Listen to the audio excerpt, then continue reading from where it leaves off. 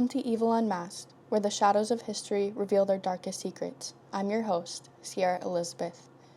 As a criminal justice and criminology graduate, I've always been drawn to the mysteries that lurk beneath the surface of everyday life. This podcast is dedicated to uncovering and discussing the truth behind some of the most chilling and intriguing cases in true crime history.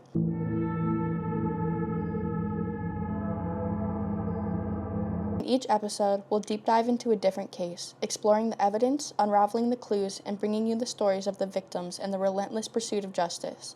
From infamous serial killers to unsolved mysteries, no case is too complex or too obscure for me to tackle. For this episode, I wanted to dive into a 65-year-old case that is still ongoing. Join me as we unveil the crime and delve into the mind of a criminal.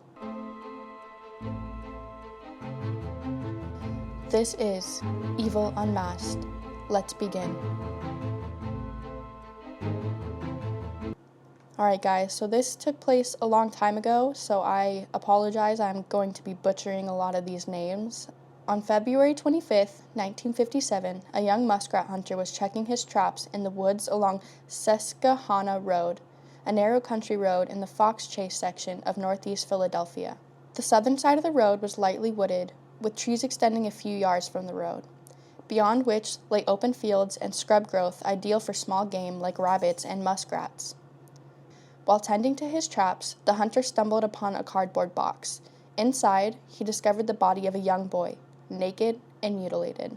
Fearing repercussions for his illegal traps, the hunter didn't report his gruesome discovery and left the boy's body alone in the woods.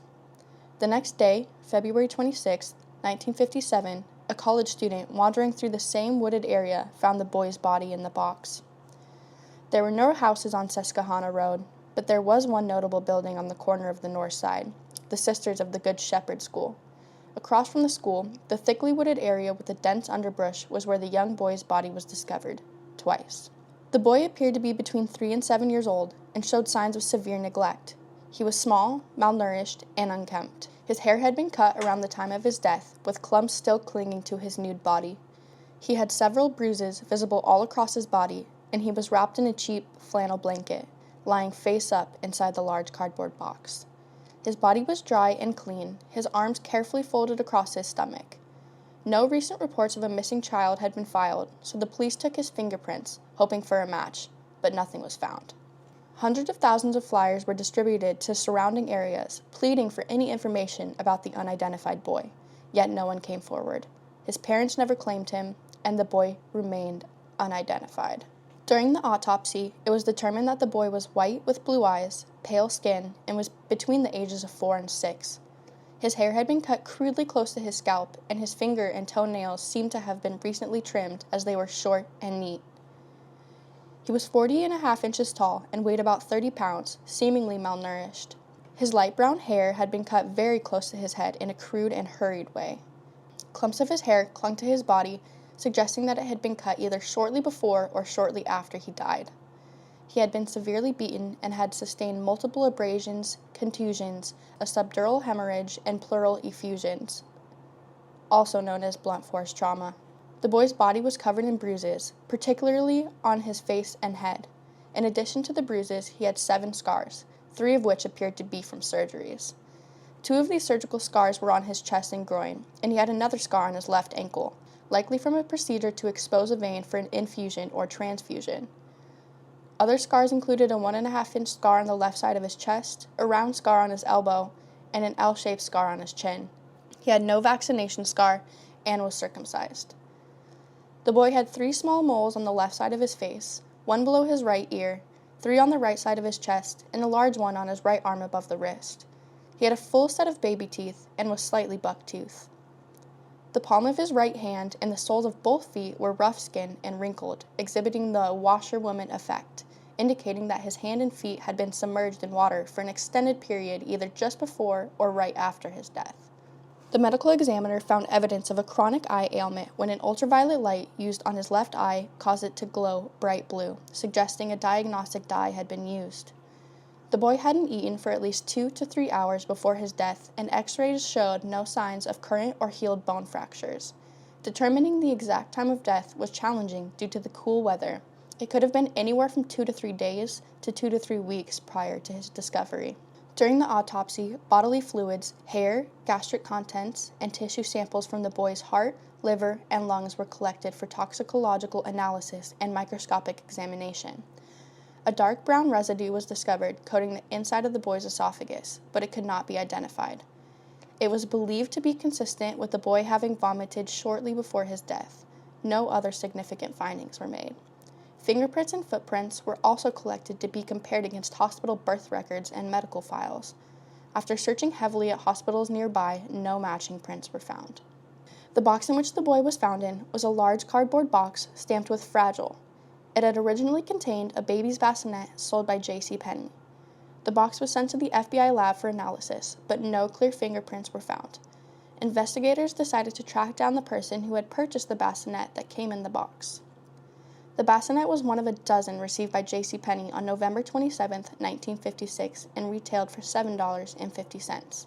It was sold between December 3, 1956, and February 16, 1957, at the J.C. Penney located at 100 South 69th Street, Upper Darby, Philadelphia.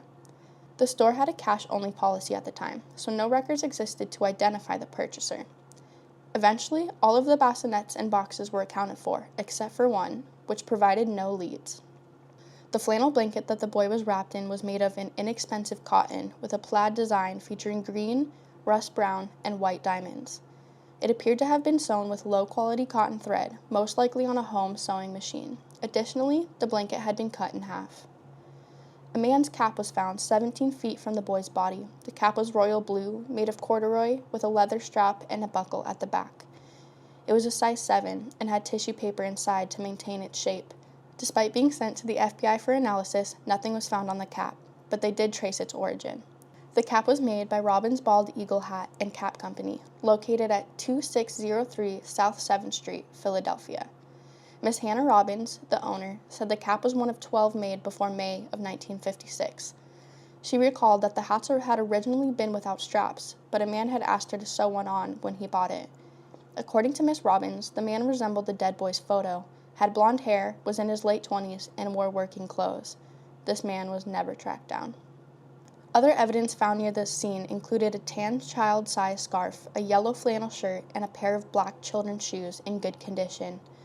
Although investigators attempted to fit the shoes on the unidentified boy, they were far too large. Additionally, a torn, stained blanket and a dead cat wrapped in a gray men's sweater were discovered a quarter-mile from where the boy was found. The blanket, similar in type and quality to the one found with the boy, was analyzed and determined not to be connected. Shortly after the boy's body was found, a man told police that on Sunday, February 24, 1957, he was driving and saw a car stopped on the side of Susquehanna Road with a woman and a child standing by their trunk. It seemed that the woman was grabbing something from the trunk. The witness slowed down to ask them if they needed any help, and both the woman and the child turned their backs to him without saying a word, seemingly trying to hide their license plate. The man drove off. The relentless effort to identify the boy persisted. Investigators scoured orphanages and various child care institutions, reaching out to doctors and hospitals. In a poignant attempt, detectives dressed the boy in typical children's clothing and posed him in a sitting position, hoping that a lifelike image may trigger someone's memory and prompt them to come forward. Frank Bender, a renowned forensic sculptor, created a bust of how the boy's father might have looked, hoping to identify anyone who may have known the family or the boy. Bender based the bust on the boy's facial features and was highly respected in his field, having sculpted the bust of the infamous killer John List. If you are unfamiliar with that case, tune in next week for a truly chilling story. Despite thousands of posters plastered throughout the city, photos published in newspapers, and his image included with every gas bill sent to residents, the boy remained unidentified for 65 years. Over the years, many investigators took on the case to try and solve the chilling mystery that haunted the town. Many of those investigators would live and pass away over the years without seeing the case come to any resolution. The FBI became involved in the case in 1998, and the Philadelphia Division of Evidence Recovery Team exhumed the body of the boy in November of 1998 to obtain tissue samples for DNA testing. The body was originally buried in Potter's Field in Philadelphia, where it lay until the FBI exhumed him. He was then placed at Ivy Hill Cemetery, where his headstone read, quote, "America's Unknown Child," End quote. Over the years, investigators tracked down hundreds of promising leads and identified several likely suspects. The first suspect was Frederick J. Benonis, a 26-year-old LaSalle college student who called the police at 10 a.m. on February 26, 1957, to report finding the boy's body. When questioned, he stated that he was driving on Susquehanna Road that afternoon when he saw a rabbit jump into the underbrush. He stopped to chase it and discovered a large cardboard box containing the body. Frederick did not immediately report his discovery, as he had been frequenting the area to spy on the young women at the Good Shepherd School. He began to have second thoughts about staying quiet when he had heard the news of a missing New Jersey child. After speaking with priests at the college he attended, they advised him to contact authorities immediately. After being questioned thoroughly and voluntarily taking a lie detector test, he was cleared as a suspect. Kenneth and Irene Adele Dudley were arrested and jailed in Lawrenceville, Virginia in 1961 for causing the death of their 7-year-old daughter through malnutrition, exposure, and neglect. Intense questioning led them to admitting that they had permitted 6 of their 10 children to die of malnutrition and neglect, disposing of their bodies in various states across the South. They disposed of 2 of the bodies in a lake, and another was dumped at an abandoned phosphate mine. Eventually, investigators found no possible connection to the boy in the box. The Nicoletti family, known as the Foster family, operated a foster home in a large stone house on Moradon Road, 1.5 miles from where the body was found. Arthur and Catherine Nicoletti were a middle-aged couple living with Anna Marie, Catherine's daughter, whom she had had with a previous marriage. The Nicoletti family took boys and girls in for a few weeks to a few years at a time and cared for as many as 25 kids. At the time that the boy in the box was discovered, there were 8 children living at the residence, 5 girls and 3 boys, all of whom were accounted for, and the family was no longer under suspicion. Remington Bristow, an investigator in the medical examiner's office, spent 36 years on the case. He would follow leads that would lead to other parts of the country, even if it meant it was on his own time and at his own expense. The unidentified boy became a lifelong obsession for him, and many investigators agree that if it wasn't for Remington, the case would have been abandoned a long time ago. While researching his own inquiries into the case, his attention became focused on the foster home. In desperation, he sought out help from an elderly New Jersey psychic named Florence Sternfield. Florence claimed that she could identify a person by holding a piece of metal that was connected to that person. Bristow went to visit her, and he brought with him 2 staples from the JCPenney box that the boy was found in. After touching the staples, the psychic told him to look for a large house with a wooden railing and a log cabin on the property, and the children would be playing in it. Bristow would spend months searching for a property that fit that description near where the boy was found, and one day, he found the foster home.